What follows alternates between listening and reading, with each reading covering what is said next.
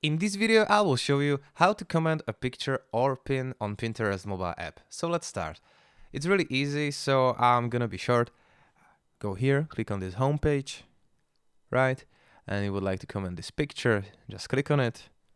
And if you scroll a little bit down, you can see comments. Click add a comment. There will be, if you're doing this for the first time, there will be like some reminders how to comment. You need to be polite, no violence, and no rude comments, and so on and so on. Just write your comment, post it, and that's it. This is how can you do it. This is how can you comment a picture. So I'm gonna show you one more time. If you are on the home page and you are searching some pins, browsing, you would like to comment this lizard. So go a little bit down, click here, add comment, and just post.